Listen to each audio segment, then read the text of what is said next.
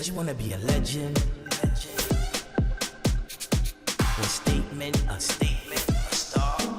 Said you wanna be a legend. A statement, a star.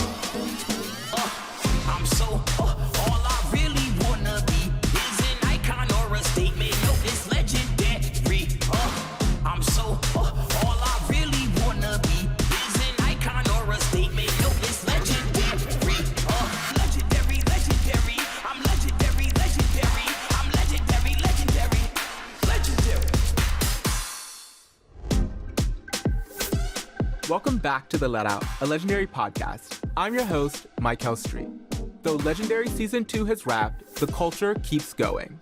So this week, we're giving you a special episode dedicated to the movie The Legend of the Underground, an HBO original documentary. The film follows a group of youth challenging ideas of gender, conformity, and civil rights in Nigeria. It will premiere on HBO Max on June 29th.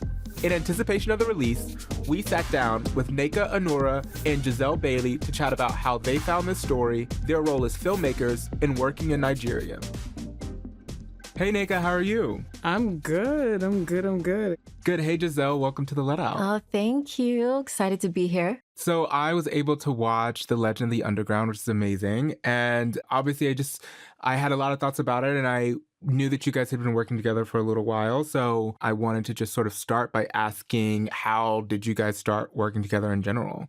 Well, Giselle and I met on the show My House. Giselle had already been working on the pilot before it even came out. And through an executive that I used to work with, she was like, there's this show. It sounds perfect for you. You just did this film, The Same Difference. This series feels like it's like authentic to you. So I went to an interview and I met with Sean Johnson, who was a showrunner at the time. And he showed me the sizzle that Giselle had created along with Niharika and some of her other team there. And so I looked at the sizzle and I was like, oh my God, like I have to get this job. And I was like, who made this? Like my energy just was so drawn to it creatively. I was like, this feels like something similar to what I would do. I was like, I have to work on it. And then Sean told me, he was like, there's this girl named Giselle here. She worked on this. She'll be working with you on this. You'll be in the field. She'll probably be in post in the field sometimes. And we went downstairs and then there she was, Giselle Bailey.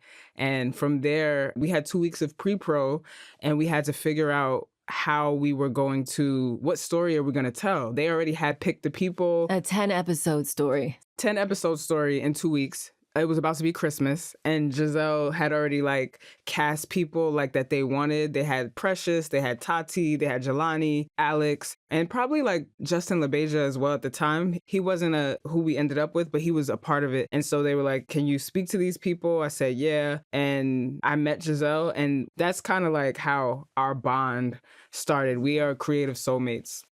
And so for people who are listening who maybe don't know, My House followed a few people from specifically the New York City ballroom scene. And yeah, like you said, Tati, we talked to Tati our last episode actually because of Legendary. She was on Legendary. We talked to her about My House. And Giselle, like what was it for you that sort of like cemented this sort of partnership? I think that, of all the people that I've worked with and even better than I can do, Nneka has a way of really connecting with people in a very short period of time and moving them so much that they're willing to do the hardest thing in the world, which is be vulnerable. She's done that with me, and it's made me stronger and better as an artist and as a director. And she does that with everybody that she meets. And so it makes her really, really an incredible director, an incredible person to do interviews. And she gets into the heart of the matter like no one else really can. And so I think that with that really special, unique kind of energy, and then with me bringing kind of my aesthetic to it as well, we've created a really strong bond. And actually also, we also work with Stephen Bailey, who also shot a lot of those balls. So he also was the DP on The Legend of the Underground. I want to get specifically into Legend of the Underground in a second, but can you talk to me a little about how you guys work together? Like, what is it like both directing on a project together? Yeah, I just wanted to add that also from My House, we wanted to do things internationally.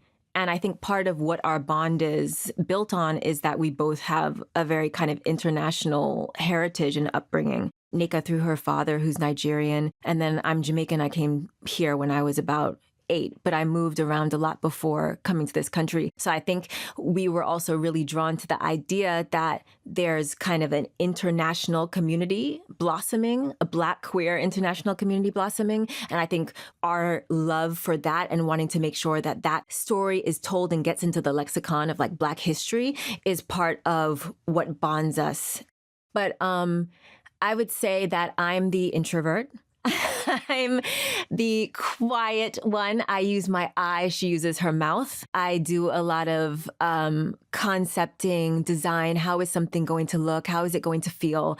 I speak like an artist. I need Nneka to translate for me. And sometimes she needs me to translate for her, depending on who we're talking to. I also love post. I love kind of putting together the puzzle pieces at the end, like how are we going to make all of this come together? We have a lot of like graphic sequences and stuff like that in The Legend of the Underground. So that was definitely like a love of mine, bringing that in. But truly, I think that, you know, the ballroom, this community, all of these, the underground community, these are all communities that I've never had and always wished that I had. You know what I mean? And so even though I'm the shy kind of quiet one of the two, it brings me so much joy to also be there and present for the filming and work with people to create portraits of who they are and who they see themselves to be, aside from how other people see them. So that's what I do. Nneka, tell the people what you do.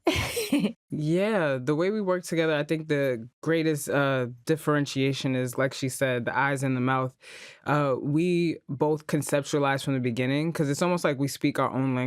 Giselle and I barely have to talk to each other to understand, here's the creative vision. We both have a philosophical, spiritual lens that we tell stuff from. Mine's is very radical. Giselle's is abstract, but we're saying the same exact thing. And so I think that I spend a lot of time on interviews, bringing out the story in the field. I'm with the people. I'm in their house. I get in bed with them. Like, we build relationship. We're spending time. I really feel like we're like the stereotypical mom and dad. Like, you know how like mom is really in the details, making sure these things, like, are they fed? Is this like really meticulous? And I'm in there.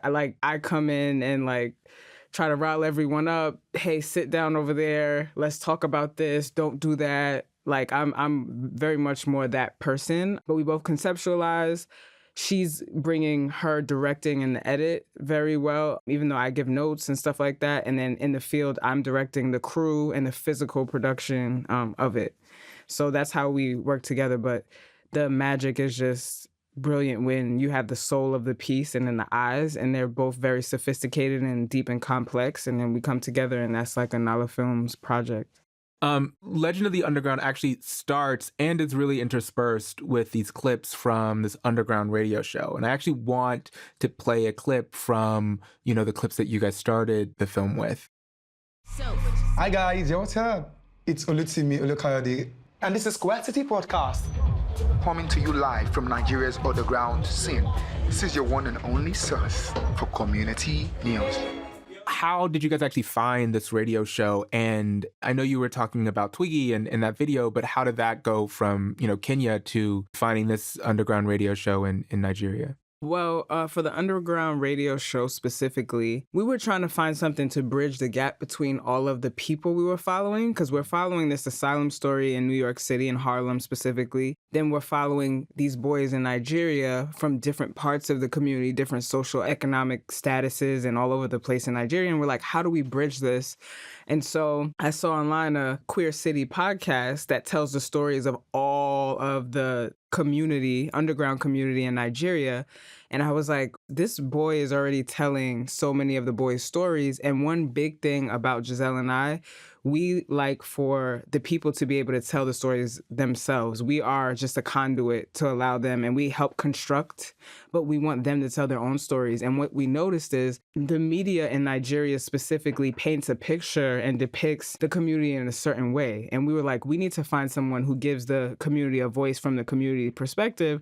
So when we found Timmy and the podcast, we were like, this is so dope because we can have an explanation. Like, when you look at Paris is Burning or something like that. They explain the balls. They explain, the different houses. And I'm like, who's going to do this for us? Me personally, and I believe Giselle feels the same too, do not like sit down interviews like that. And so we were like, we want to tell this story without sitting down, explaining and showing. So how can we do that? And so we thought through Timmy already speaking to people from the community, let's just capture that moment and enhance what that kind of looks like. We're seeing how Timmy's telling the story, so how do we up the underground feel into the space that's already happening? Yeah, because I think in documentaries, a lot of the time people feel that you're just going to be told a story about something that exists. Whereas in a movie, when you go to see a movie, you're experiencing what exists. And we wanted this to be a movie where you're experiencing what exists, but it's factual and it's real. And therefore it's a documentary. So I think that Timmy was a really perfect way to help us do just that. What also worked about Timmy is that Timmy is out as a pansexual, non-binary person, and there's, the law in Nigeria, but it's less about identity and more about the acts that are happening. And so Timmy was very bold and like, this is who I am. People know who I am. I've gotten sent to conversion therapy.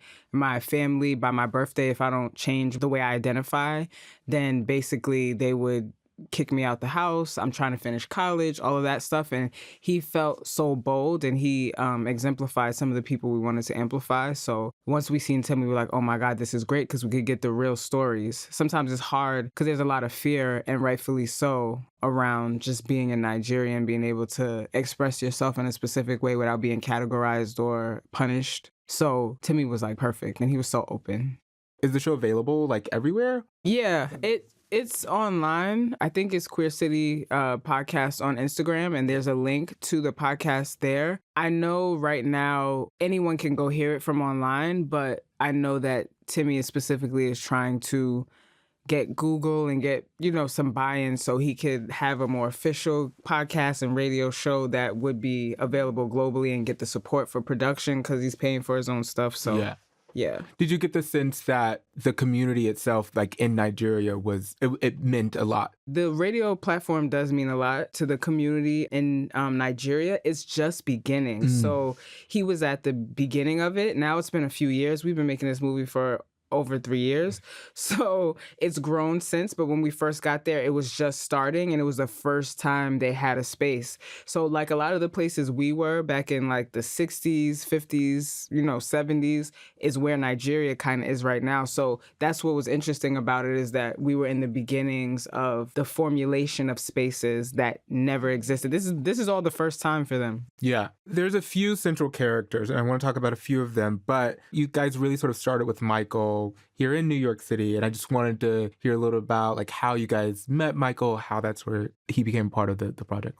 Sure. I'll start. So I was going to New York City Pride with New York Health and Hospitals. My sister-in-law is the CEO of Harlem Hospital. And so she was like, we want to invite everybody, to be inclusive, to come walk with us. And so I was walking with New York City Health and Hospitals at the Pride Parade because I really wanted to walk Pride that year.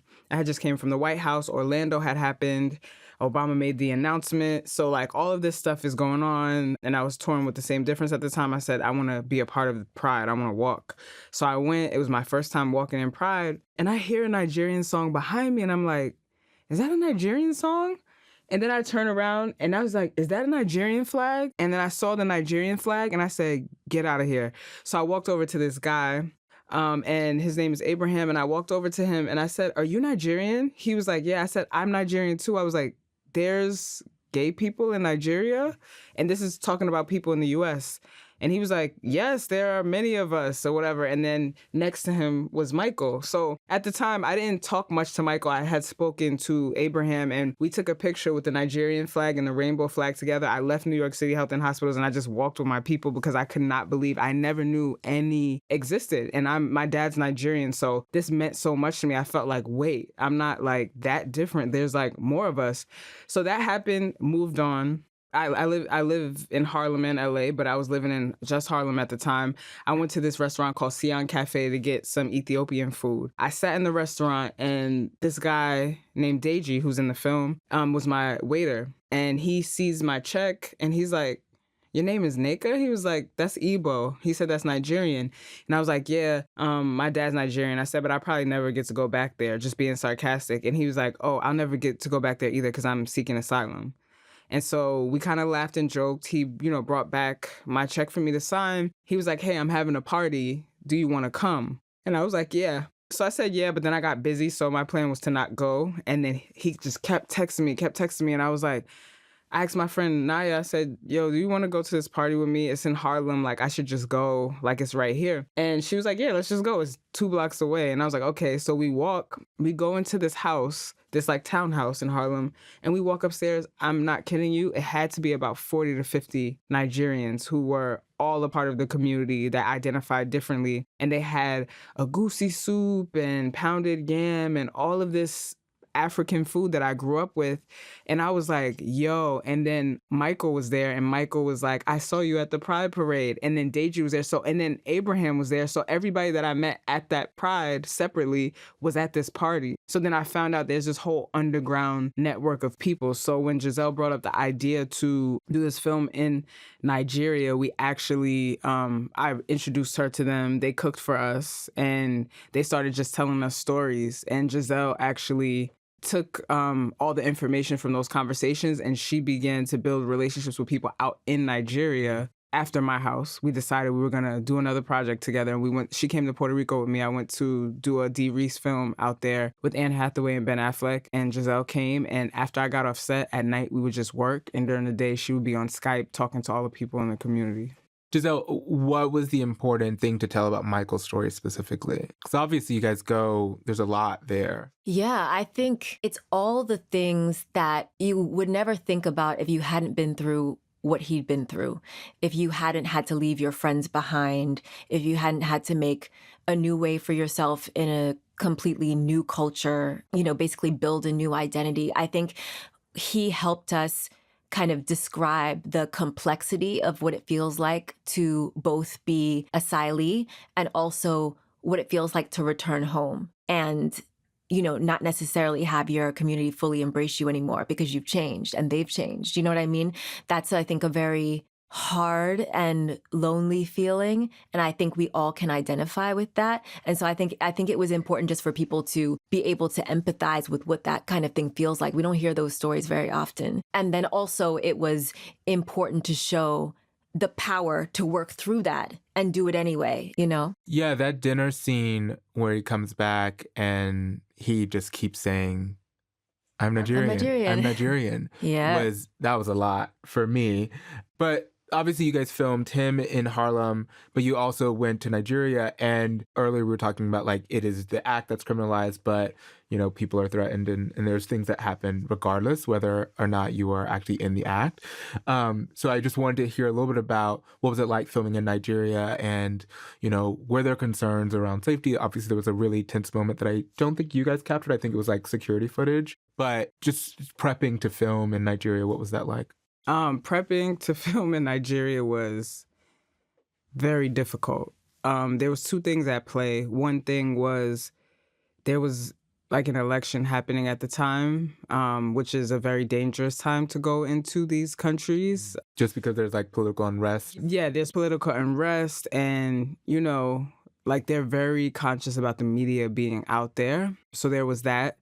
Then the other thing at play was I hadn't been back to Nigeria since I was 6 years old. And I was going there as myself now, publicized as a director. And I almost was like, it was almost like how you feel when you come out in the beginning all over again. It's almost like I went through another phase because I've already done this in America. Now I have to go to Nigeria where I have family who, are political out there and I have to go make a movie. And then, like we were concerned making sure we keep people safe and we are able to shoot them while, still keeping their discretion at the same time. And so that was very scary. It was very scary for all of us. And it was very scary for me because what was at stake was my family as well. And then also just, it was our first film in Africa, really. There was also the vulnerability of, being we're just starting our company. So we were like literally building our company, filming this, building relationships, and all very quickly. So that was difficult. But what was difficult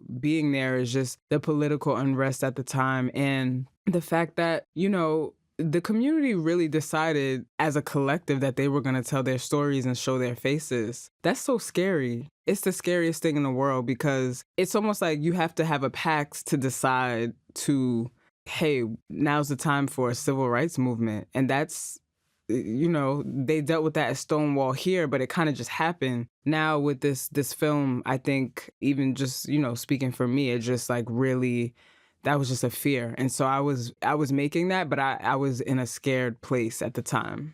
Was the fear, was it sort of around, you know, because as a journalist, I have this sometimes. So I wonder if it was around people being willing to put themselves out there and put their faces out there, and then you having a responsibility to make sure it's done right, or? Yes. I had full confidence that we would tell the story with great taste and make sure we protect people as much as possible, but we can't control the world.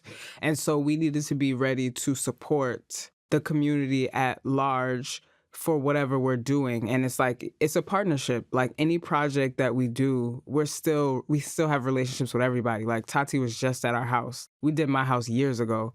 Alex just called me the other day. We really build family with these people. And so that was what we were doing with the people in Nigeria. And we have to like say we're linking arms, we're standing hand in hand with all of the main people who are a part of the film. And we also had to keep Michael calm. Michael hadn't seen his family in years. We went to his mom's house for the first time and he hadn't seen his mom or talked to her in years. And he had gotten like crazy stuff happening to him before he left. So it was like, he's going back for the first time. You empathize, you kind of sit in the hearts of the people that you tell their stories. And so that kept us up all night.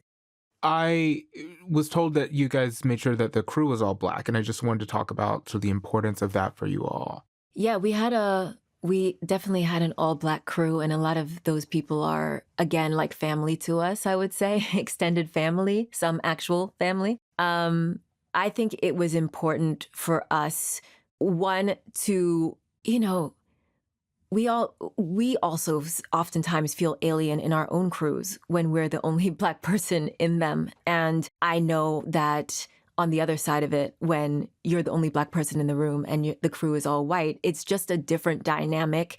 The storytelling is going to be different. What you can give and what you feel is understood is completely different. And so it was important for us that we made everyone feel as comfortable as possible and that we are really building a company and a culture of telling our own stories. Yeah, and I was going to add to what you said with that. There's this like thing where people try to be like, oh, you poor Africans in the narrative. And it's always in the details of how people shoot stuff, what music they choose, sad music. We said, nah, we're going to Nigeria. We're going to show the fun, the boldness, even with the opposition. Like, we're not going to paint Nigeria as just a negative place. It's a beautiful place with beautiful music, beautiful people. And we needed people to have an understanding of our culture and come from where we come from in order to tell that. Our associate producer was from Nigeria, and she worked with us. Her name is Katie Mark, and she really helped us navigate Nigeria, the people, pre-interviewed people, spent time with people before we got there and connected with us. And then we had Orion Gordon. He's a Black sound guy. He's from Trinidad, and he worked on my house, and we loved him. And so he came, we brought him with us. Stephen Bailey is brilliant. He worked on my house as well, but he's also Giselle's brother, and he's my heart. Like, he's my heart. Love him to death. And we pushed for a look. We pushed to become a family. We said, no matter what we do, we're sticking together through this. And when you have it like family, that's how the content comes out. You could tell the difference between I'm looking into something versus I'm a part of something and we're in this together. And also I want to learn something about myself. I think that's another commonality as Black people going into really any country in Africa, especially West Africa. It was like there's a different level of really earnest wanting to know more, wanting to learn, wanting to connect, wanting to know more about who we are. And that's completely different, I think. But also in Nigeria, so we talked about Michael, but in Nigeria, One of the central characters was James Brown, who went viral after a mass arrest of people who were perceived to be homosexual. So I want to play a little bit from the section of you guys introducing him. They said they arrested you guys for being part of an initiation group into a gay whatever. No, I don't know anything about that. Saturday was my birthday. No, then you just came, brought everyone out together in the premise, and they started taking us out. The definition of a gay is when you are caught having sexual intercourse with a guy and they didn't cut me. Did they cut me? Ask the policeman. Did they cut me? My name is Obiano James. Go to YouTube, type James Brown, you will see it. I'm a cultural dancer. I dance.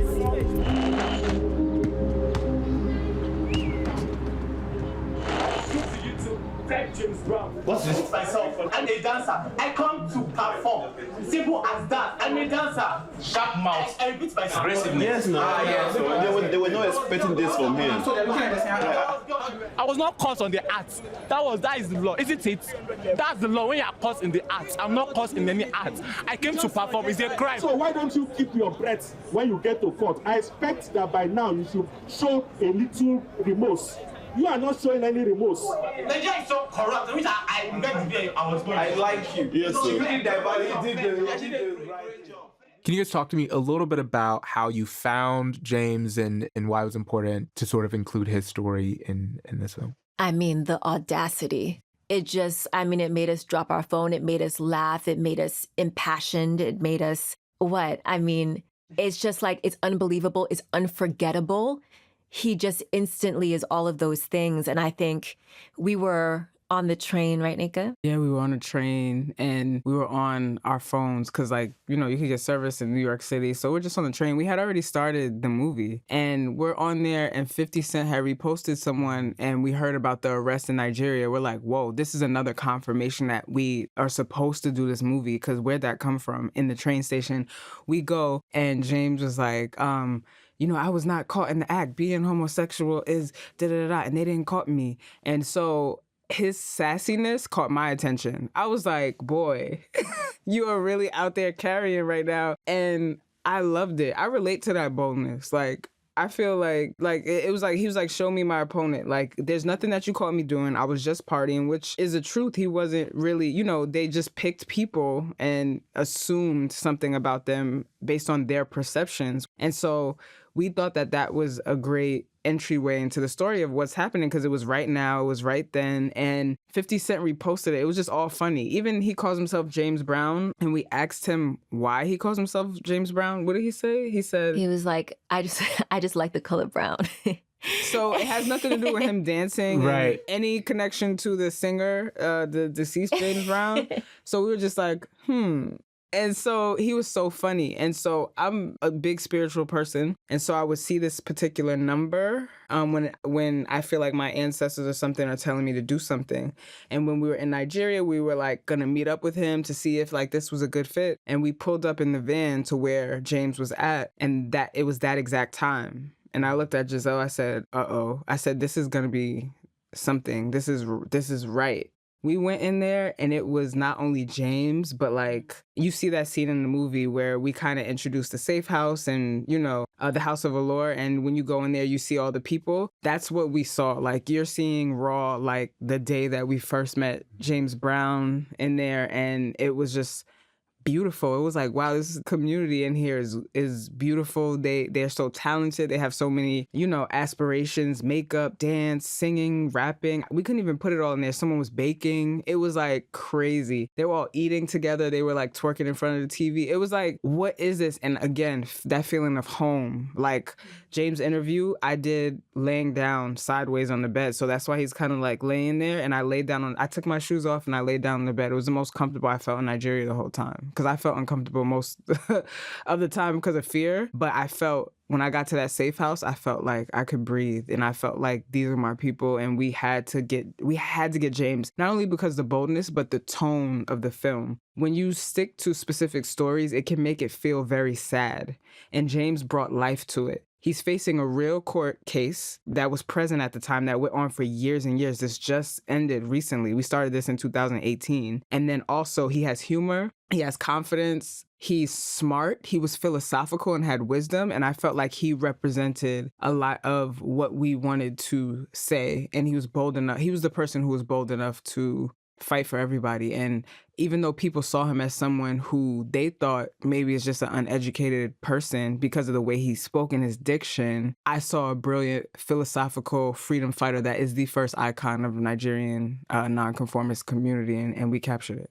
You mentioned the House of Allure. Do you know if the house was sort of affiliated with the International Ballroom House of Allure, or if, do you know if there's any connections there? Well, let me caveat that. I can't say for sure, but I'm pretty certain there is no affiliation.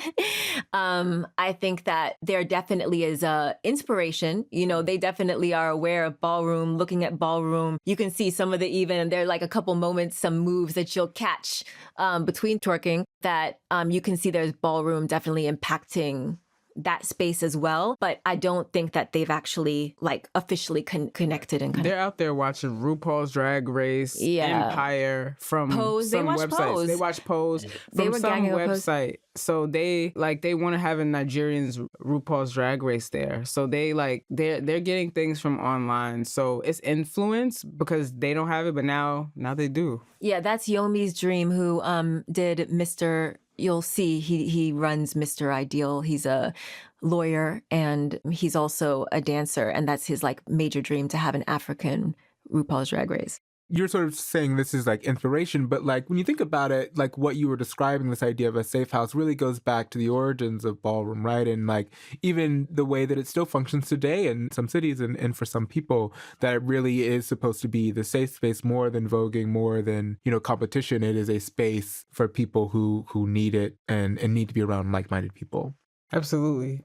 In the radio show, at one point, the people in Nigeria discussed James himself, and, they had been arrested with James and their thoughts about James. So I want to play a quick clip of that. And then I want to chat a little bit about, what they were talking about. There was this person who went viral when you guys were arrested, a guy called James Brown. Do you all know him? Yeah. How did you guys feel about James Brown's popularity and fame in the process of your litigation and being in prison? Let me just say, he became a celebrity overnight. Okay. It affected me at home. The video was everywhere. And when they're showing his video, I was at his back. Yeah. Understand? So my face, I felt ashamed of myself. What he's doing, the painting and the rest of the drag, the cross-dressing is just giving them, this is what I am, okay? This is what I am. This is what you're pointing. This way Nigeria understand. He can start that after the case. After the case. When the case not is why the case dead, is on. forgotten and guys, gone. Can I ask you all this question? Do you guys feel James represents you all? Is he a proper representation of what you guys want to look like? No. So how important was it for you all to include this conversation, inter-community conversation about James? For stories that we tell about the community, multifaceted stories that have complexity are important to us because one person doesn't represent a whole community. And I think that the nuance of that is important. Because sometimes, because we have such little representation, the one person you see, people who are not a part of the community assume that is everyone. Everyone's like that. If lesbians mostly drive trucks and drink beer, you know what I'm saying? Something like that. They might assume that if you present as a masculine lesbian, then that means, I want to play basketball and drink beer. When I'm like, I took ballet class and I drink wine. I would never touch a beer. So I don't want people to assume that this is how all lesbians are. And I think in James' case, it had to do with the fact that it's people are going to assume that because James is like this, we're all like this. Everybody at that party, just because they were perceived as homosexuals does not mean they were homosexual. So I think they felt like it wasn't fair that the one representation that the media is catching on to is just him because everyone's not just like him. And that, they felt like that put them more in danger. It's interesting because I think that we have those have had, and will continue to have those conversations about our representations here in the States, right? Where people are sort of saying, this person is a bad representation because I don't feel represented by this person, and everyone's going to assume, sort of like you're saying. But I feel like what we have learned over the years is that they are not bad representations. And the problem is not them being a representation. The problem is just that there are so few representations that that's the only one.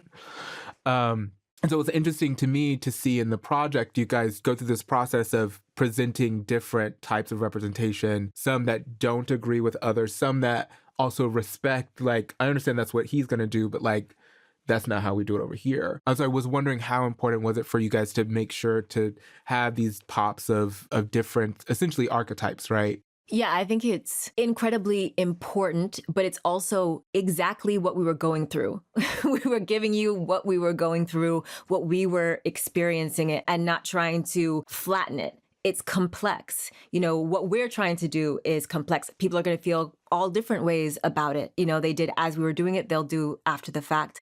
Same with the people in the film. Each person has their own idea of how to move forward, what the ideal looks like. And all those voices are important for the community, to build a community. It can't, it's not that it has to have just one voice or one type of person or one type of archetype. And I think also that was part of the qualms people had with the representation they were facing in Nigeria, and they wanted to, like everyone should, show all the complexity of human nature, because that's really all that it is. And I think that it's important that we serve that. You know what I mean?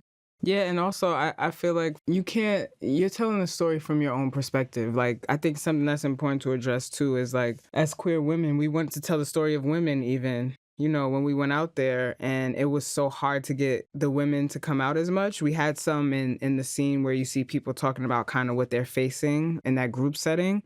But it was kind of difficult to get the whole voice of the female identified community to come out. However, because we were talking about the case of the 57 men and Michael going back, we focused more on whatever was attached to those people's stories. So it's like we really had to hone in on specific voices and do a survey of the community. And I think that it was important that we got to see those different perspectives. So by that, by the time people see this, they get to see like a cornucopia of different beings in Nigeria. Do you guys know the state of James's? I know he was seeking asylum towards the end of the documentary. Do you guys know the state of that? He wasn't necessarily seeking asylum. He was considering seeking asylum. So it was really like, for him, that moment in time was a lesson in what the stakes could be for him if he decided to come to the United States. By the end of filming, he was very much decided that he's going to stay and he's going to fight. And I think that as things evolve, we'll see how that shifts. But as of right now, he has no intention to leave. After watching the documentary, and I would love each of you to answer this, what do you guys hope that people take from it? I hope that people take from it, number one, sexuality and gender expression are not the same thing. Two, you are not alone. You exist. There's somewhere where someone looks like you, thinks like you, feels like you. There's a community out there for all of us. And I feel like the whole point was, and I know you might have seen this in the film where we talk about Area Scatter, who was a cross-dresser back in the 70s.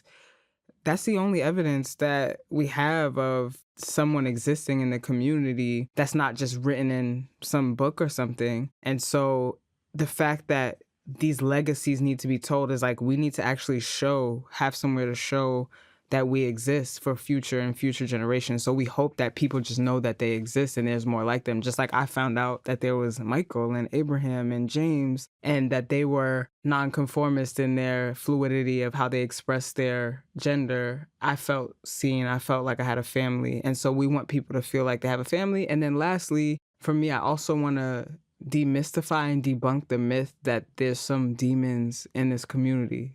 It's family, it's friendship, it's fun. They're doing the same shit everybody else is doing. And I think that because if there's no visibility and then there's just stories around it, of course people are going to believe that there's this demon and it's demonic and it's so horrible. This film is not about sexuality. It's about gender expression. People keep talking about sexuality and it's like, nah.